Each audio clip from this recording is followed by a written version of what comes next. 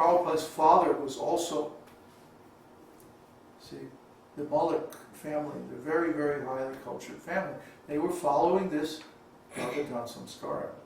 And so all the children were so high class, so high quality, so high consciousness. Nitya Siddha. So we can understand that if this system is followed, that many, many, many high quality devotees and teachers would be born in this world. But because people don't follow this system, because they create children whimsically, then the children are of low quality. They have a lot of influence of the modes of passion and ignorance, and there are all kinds of problems for the parents, all kinds of difficulties, because their behavior is not very nice, their intelligence is not very good. And this is the karma, this is the reaction to not following the Vedic system. And this is called Varna Shankara. Varna Shankara means unwanted population, unwanted children. Not only unwanted by the parents, usually the parents are just partying and they accidentally create a child. So that's actually an unwanted child.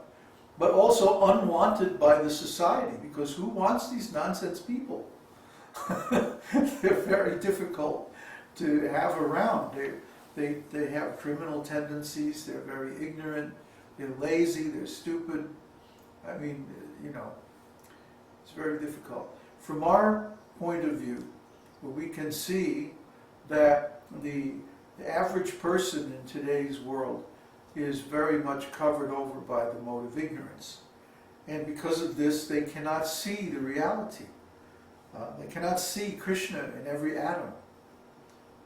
They cannot see that the Lord is present in their heart, the super soul. They cannot see who they are in the spiritual world. They cannot see what is going on. And their vision is limited to the senses and like that. And so because of this conditioning, because of this ignorance, this material disease, they suffer. We don't like to see them suffer. But at the same time, their condition is certainly the result of their previous activities. And if you know the actual law of God, then you can understand why this is all happening like that.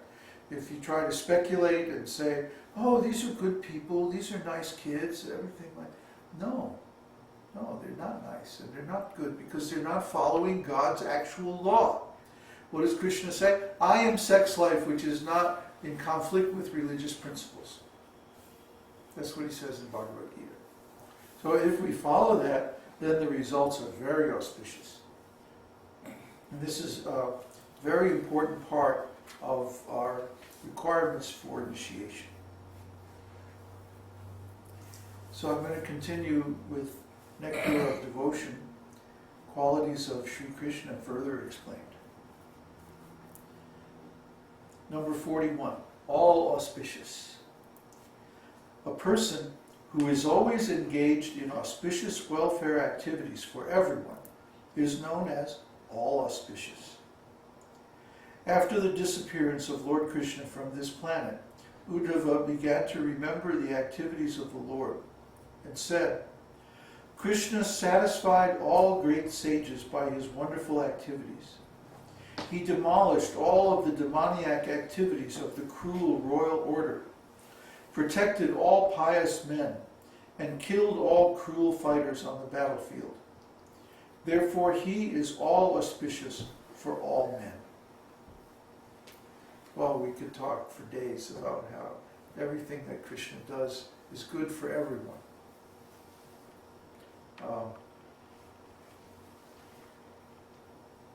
This is a vast subject.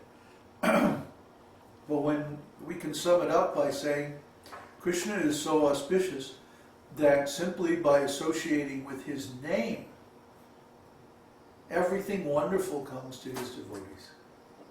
All the best things in life, happiness, love, spiritual emancipation, the cessation of material suffering,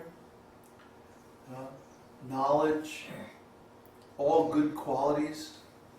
All these things come to Krishna's devotees simply by chanting his name. So just imagine how auspicious Krishna himself must be. If simply by his name, his devotees get everything desirable. So that kind of sums it up. 42. Most powerful. A person who can always put his enemy into calamities is called powerful. When Krishna was present on this planet, just as the powerful sun drives all darkness to take shelter in caves, he drove away all of his enemies, who fled like owls to take shelter beyond his sight.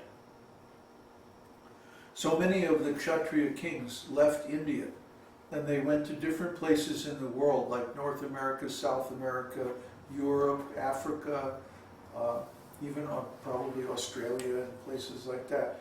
Basically to get away from Krishna, to get away from Parashuram, to get away from all these incarnations of the Lord who are so powerful that when they impose the Vedic standards on the people, then there are certain rascals who never surrender. So what they have to do is they have to go outside. They have to leave India. And this is how the Western countries and all these different degraded civilizations in the world were actually established. And the history is there in the Vedas. The records are there in the Vedas.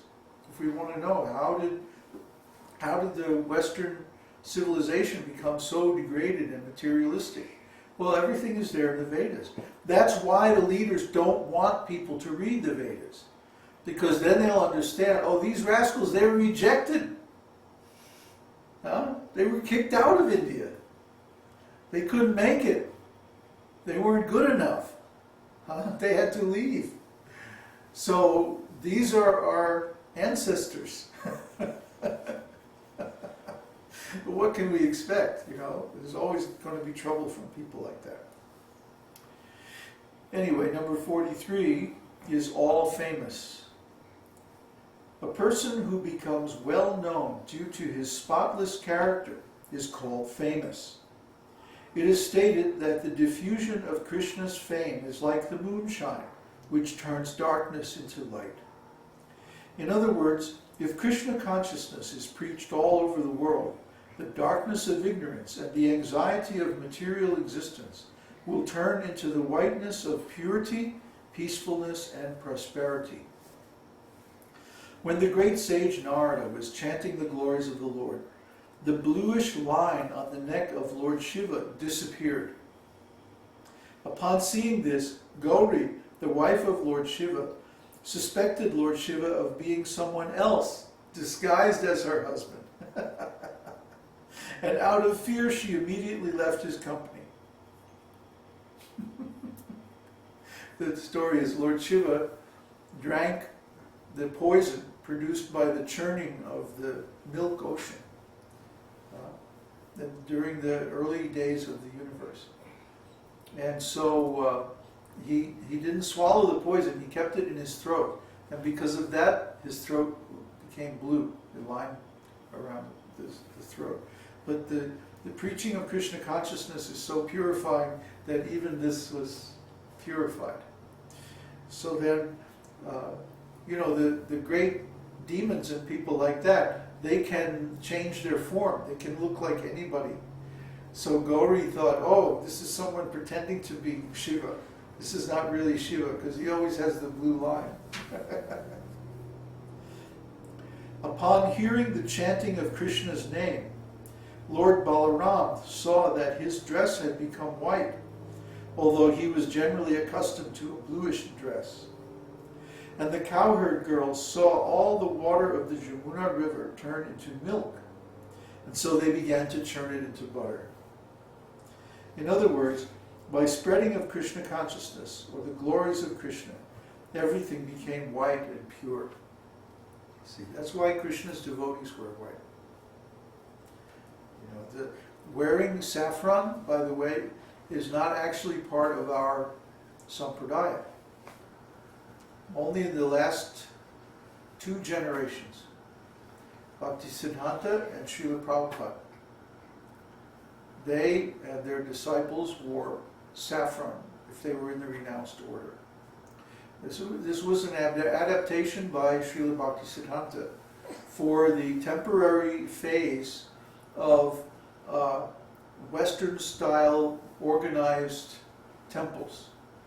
See, the idea is that to penetrate the Western countries, the Krishna consciousness movement had to adopt the Western style of organized temples. You know, a corporate organization where you have a president and like that. So the experiment of this, or the prototype I should say, was the Namhata.